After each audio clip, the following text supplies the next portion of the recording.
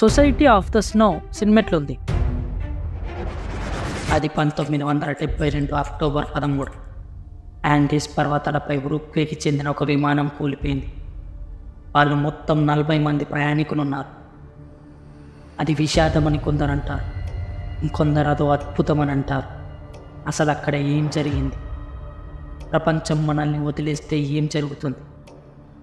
చలికి దుస్తులు లేక ఒళ్ళు కట్టెకడుతుంటే ఏమవుతుంది?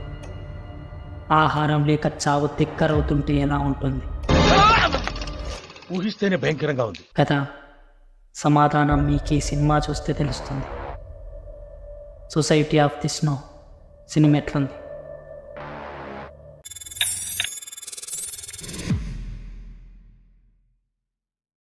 సొసైటీ ఆఫ్ ది స్నో ఇది ఒక స్పానిష్ లాంగ్వేజ్ ఫిల్మ్. 2023లో రిలీజ్ అయిన ఒక సర్వైవల్ థ్రిల్లర్ ఫిల్మ్.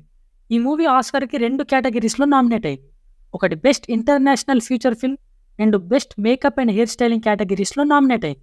ఇక ఈ మూవీ ప్లాట్ ఏంటంటే, అది 1972 అక్టోబర్ 13 యాండీస్ పర్వతాలపై ఉరుగ్వేకి చెందిన ఒక విమానం కూలిపోయింది.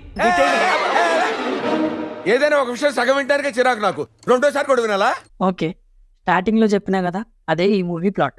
ఇప్పుడు యాక్టింగ్ గురించి మాట్లాడుకుందాం. సినిమాలో ఉన్న ప్రతి ఒక్కరు ఎంత రియలిస్టిక్ యాక్టింగ్ చేస్తారంటే, అక్కడ వాళ్ళు చలికి వణుకుతుంటే ఆ చలిని మనం ఫీల్ అవుతాం, వాళ్ళకి ఆకలిస్తే ఆ ఆకలిని కూడా ఫీల్ అవుతాం.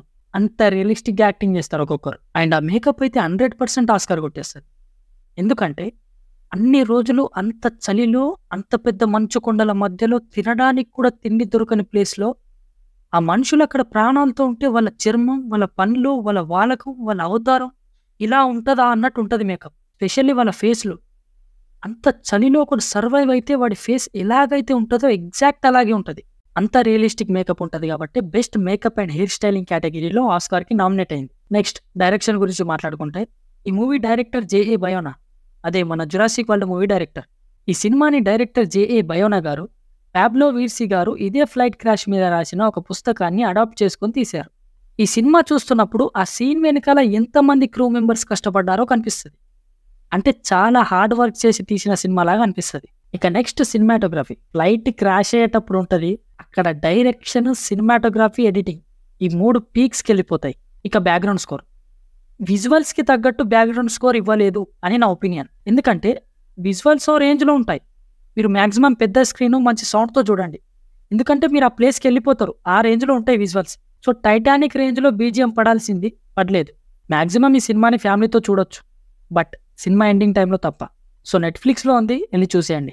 నువ్వు సబ్స్క్రైబ్ చేసుకుంటావు నాకు తెలుసు, ఎందుకంటే నువ్వు మూవీ లవర్ని. నా కంటెంట్ నీకు అవసరం.